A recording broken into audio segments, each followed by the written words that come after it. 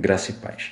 No vídeo de hoje nós vamos falar acerca da segunda carta de epístola de Pedro, a qual Pedro vai fazer um termo em seus 3 capítulos.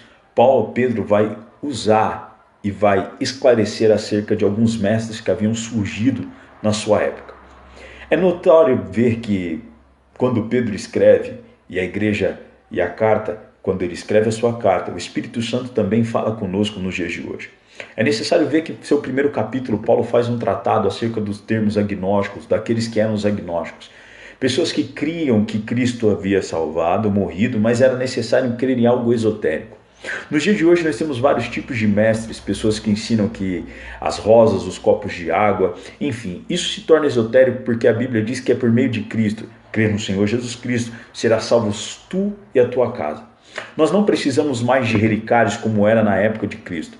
No Antigo Testamento, nós precisávamos de algo para veicular ou para mover. Nos dias de hoje nós já não precisamos mais, porque a premissa da fé é crer naquilo que não vimos. Por isso Abraão toma a simbologia de ser o pai da fé, porque creu naquilo que não viu, mas creu. O grande problema é que hoje, como assim nos tempos de Pedro, nós temos hoje os agnósticos dentro da nossa fé. Pessoas que creem no Senhor Jesus Cristo, pregam sobre Cristo, porém usam de gnoses, de esoterismos, para poder movimentar a fé. Pessoas essas que vendem relicários dentro da igreja. E para nós, alguns vão andar com alguns símbolos dentro da carteira, outros vão pendurar nas suas janelas, outros vão colocar nas suas portas.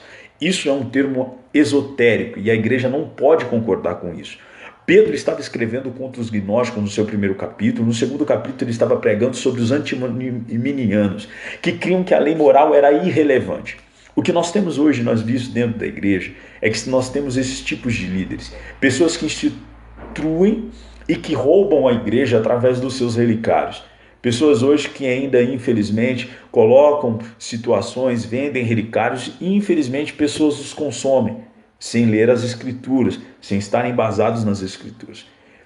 O problema é que no capítulo 3, Pedro vai fazer uma alusão de que esses dois grupos, tanto quanto os gnósticos quanto os antiminianos, não pregavam a volta de Cristo e já não criam. O que nós temos hoje um retrospecto, e infelizmente nós temos hoje líderes, falsos mestres, como a Bíblia assim os chama, pessoas que já não pregam mais a sã doutrina, pessoas que já vituperaram a palavra do Evangelho, pessoas que colocam esoterismos dentro da igreja, relicários sem necessidade. Nós usamos hoje de judaísmos, sendo que a lei já quebrou, e a Bíblia diz que Jesus veio para cumprir toda a lei. Quando ele cumpre toda a lei e ele se dá em sacrifício, algumas práticas do Antigo Testamento já não são mais lícitas a nós. Já não precisamos mais de certos movimentos para chamar a atenção de Deus. Tendo em vista esse como sacrifícios, entre o quipá, entre outras coisas que são esoterismos, a Bíblia não nos defende nisso. A Bíblia diz que Cristo veio para cumprir toda a lei e a cumpriu. Temos que entender que, quando Pedro escreve falando sobre os falsos mestres, pessoas que pregavam sobre os gnoses, pessoas que pregavam sobre esoterismos, pessoas que não liam e que não tinham mais nenhuma moral, senso de moral, a sua moral já havia sido vituperada, criam em Cristo, mas não na sua lei, não na sua renúncia. Nós devemos entender hoje, que ainda hoje está ativa aquela lei, de que nós devemos nos resguardar, que o nosso corpo é corpo e morada de Cristo, que nós temos princípios morais a serem seguidos. Os antiminianos pregavam que não havia mais restrições. A partir do momento que se cria em Cristo, poderia se fazer o que quisesse. Infelizmente, hoje, líderes que fazem isso estão ligando apenas para o dinheiro das pessoas, estão ligando apenas para vituperar, mascarar o Evangelho e não pregam mais a volta de Cristo. O que eu quero dizer através desse livro é que Pedro, no seu segundo capítulo, ele escreveu, no seu segundo epístola, ele escreve agora um tratado à igreja, para que a pessoa não caia mais nessas lábias desses falsos mestres, na farsa desses grandes homens que têm uma grande eloquência ao falar, que tem talvez um grande jogo de marketing para vender os seus produtos.